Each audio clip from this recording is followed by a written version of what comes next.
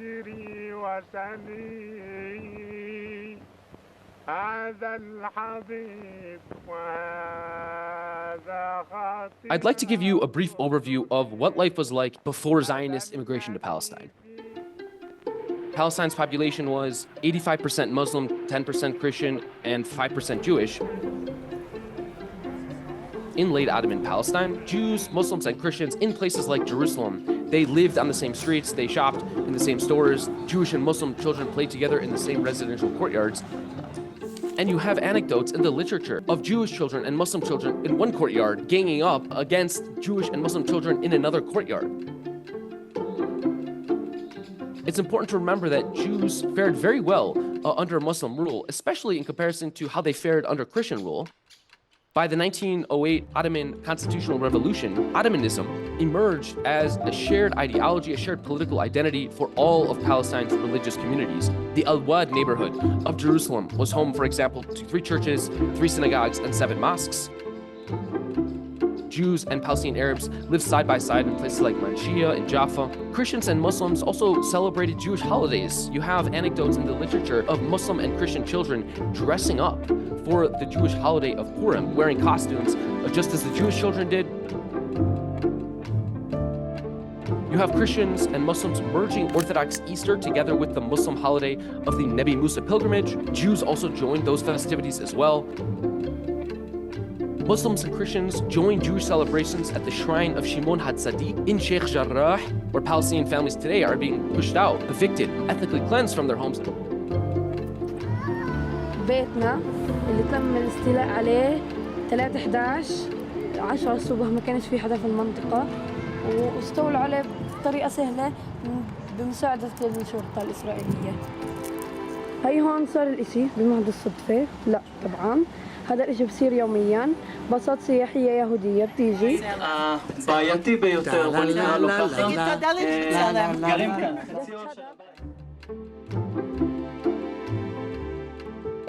Palestine was also the center of international intrigue. Owing to its holy places, it attracted pilgrims and tourists and missionaries and consular officials. Palestine's population spoke primarily Arabic and was thus deeply integrated into and influenced by developments in Cairo, Damascus, Beirut, and elsewhere in the Arab world. The population was divided roughly 3/4 were rural and 1/4 was urban. So let's start with rural life in Palestine on the eve of Zionist immigrations. As we said, 3/4 of Palestine's population were farmers. They lived in something like 700 villages, cultivating fruits, vegetables, and legumes in the summertime. They cultivated olives in the fall, and barley and wheat in the spring. And wheat was really the most important crop in Ottoman Palestine. Wheat could serve as wages, it could serve many purposes beyond just consumption. The primary source of wealth, status, and influence in Ottoman Palestine was land ownership.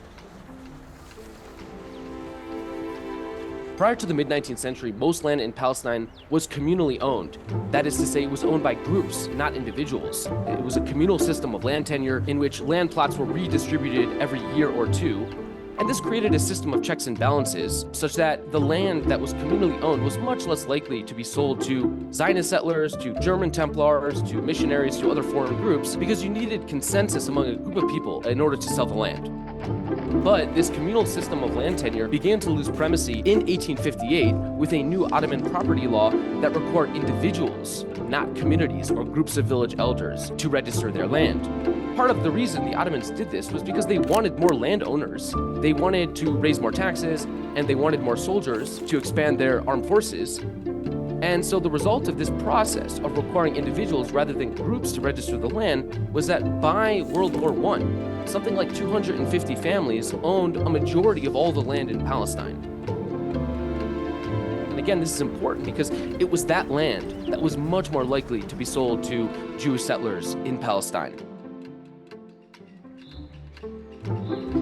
A quarter of Palestine's inhabitants lived in towns and cities. The biggest cities in Palestine in the late 19th century were Hebron, Nablus, Jerusalem, Jaffa, Gaza, and Haifa.